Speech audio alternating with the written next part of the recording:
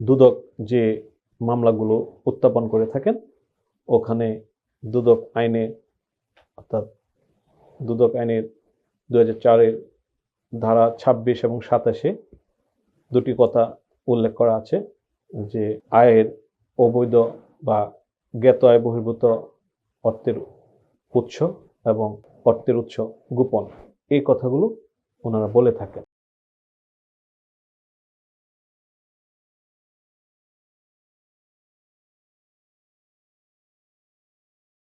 বিসমিল্লাহির রহমানির রহিম। সম্মানিত সুনাগরিক করদাতাবৃন্দ, আসসালামু আলাইকুম। আমি আপনাদের সামনে আইন বিষয়ে কথা বলে থাকি। পাশাপাশি আমি বাংলাদেশ সুপ্রিম কোর্টের একজন সদস্য হিসাবে মানুষের কল্যাণে আইনি সেবা প্রদান করার জন্য সদা প্রস্তুত থাকি। আমাদের কিছু সীমাবদ্ধতা আছে।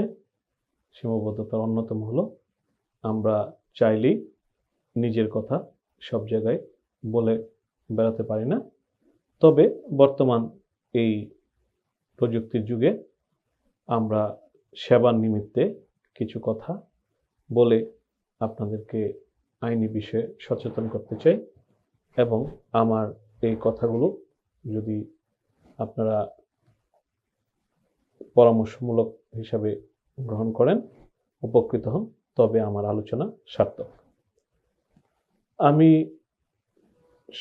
বিশেষত আয়কর আইন, কোম্পানি আইনের কিছু বিষয় এবং দুদক আইন, মানি লন্ডারিং, এই বিষয়গুলো, অর্থাৎ যেহেতু আমি নিরঙ্কুশভাবে আয়কর আইন নিয়ে কাজ করি, সেই জন্য আমি এরকমভাবে বলে থাকি যে আমি ইন্টিগ্রেটেড যে মনিটারি পলিসি, সেই বিষয়ে আমি একটু কাজ করার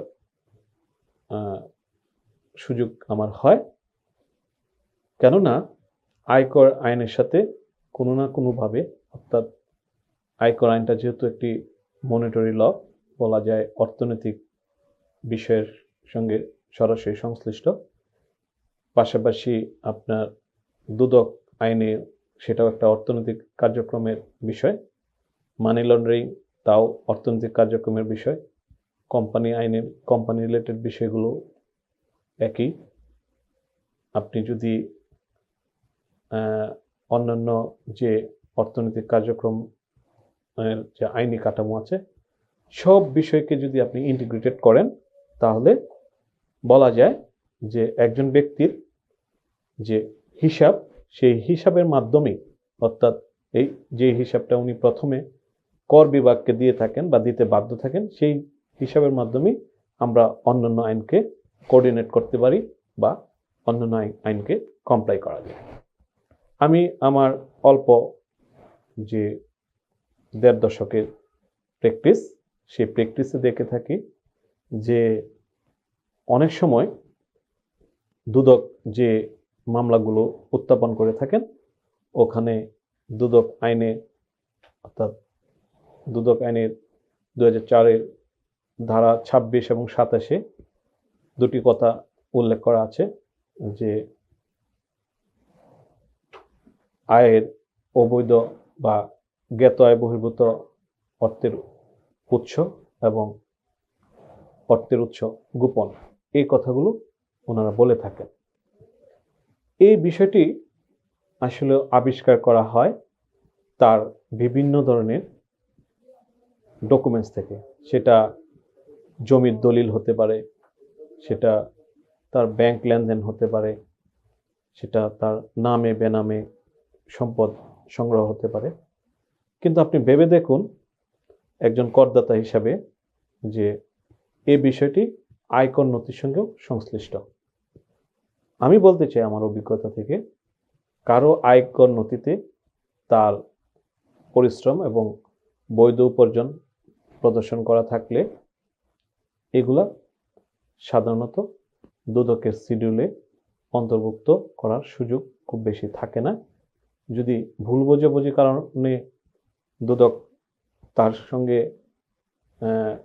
মানে কাজ করতে চায় নোটিশের মাধ্যমে বা অভিযোগের মাধ্যমে, তাহলে তার আয়কর নথিতে বিষয়গুলো উপস্থাপন করা থাকলে উনি একটি আইনি সুযোগ কোর্ট থেকে নিতে পারেন।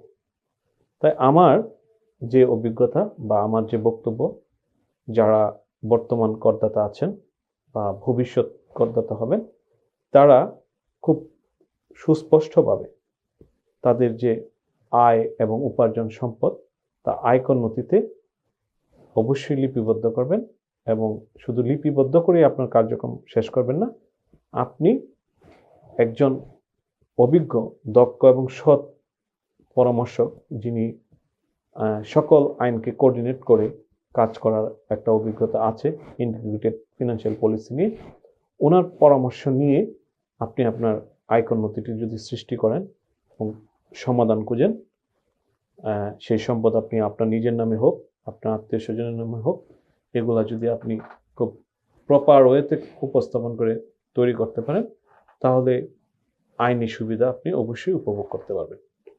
আর এর ব্যত্যয় যদি আপনার হয়ে থাকে, তাহলে আপনি অবশ্যই আইনের সুযোগ থেকে বঞ্চিত হবেন, ভুল বোঝাবুঝির অবকাশ থাকে। আমরা দেখে থাকি অনেক সময় অনেকের ব্যবসায়িক কারণে অনেক ব্যাংক লেনদেন হতে পারে।